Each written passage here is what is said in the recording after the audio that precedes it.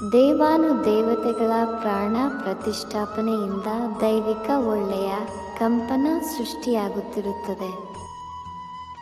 ದೇವಸ್ಥಾನದಲ್ಲಿ ಪೂಜೆ, ಆರತಿ, ಅರ್ಚನೆ, ಮಂತ್ರ ಅಭಿಷೇಕ ನಡೆಯುವುದರಿಂದ ಹೊಸ ಚೈತನ್ಯ ಆಕರ್ಷಿಸುವುದು.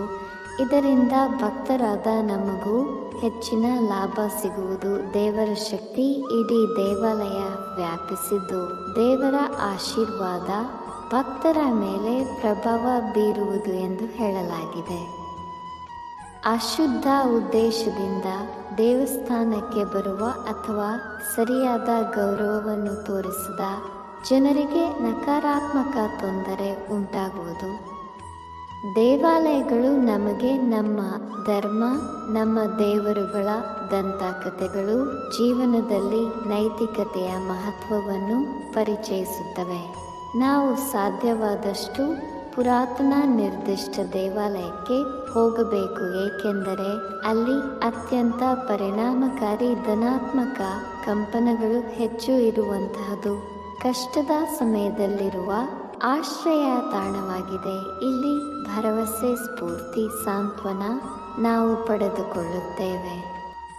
ದೇವಾಲಯಗಳಲ್ಲಿ ಜೀವನಕ್ಕೆ ಸಂಬಂಧಿಸಿದ ಕಥೆಗಳನ್ನು ಹೊಂದಿವೆ. ಅವುಗಳು ತಮ್ಮೊಳಗೆ ಉತ್ತಮ ನಡತೆ, ಆಲೋಚನೆ, ಸಂಸ್ಕೃತಿ ಕಲಿಸುತ್ತದೆ.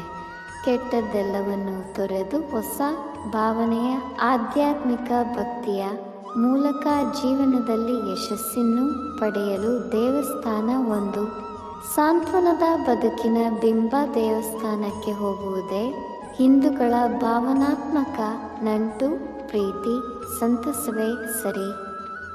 ನಿಷ್ಕಲ್ಮಶ ಮನಸ್ಸಿನಿಂದ ಯಾವುದೇ ದೇವರನ್ನು ಪೂಜಿಸಿದರೂ ಫಲ ಕರುಣಿಸುವ ಮಹಾನ್ ಶಕ್ತಿ ಭಗವಂತನಿಗಿದೆ.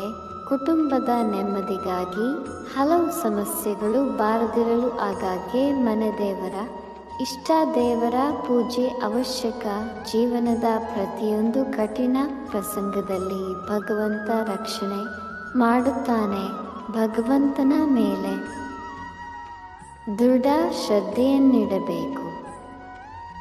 ನಾಮಜಪ, ಪ್ರಾರ್ಥನೆ, ಕೃತಜ್ಞತೆಯ ನಮಸ್ಕಾರ ಮಾಡುತ್ತಿರಬೇಕು. ಭಗವಂತನು ಯಾವಾಗಲೂ ನಮ್ಮೊಂದಿಗೆ ಇರುತ್ತಾರೆ. ವಿಡಿಯೋ ನೋಡಿದ ಮೆಚ್ಚಿನ ಸ್ನೇಹಿತರಿಗೆ ತುಂಬು ಹೃದಯದ ಧನ್ಯವಾದಗಳು.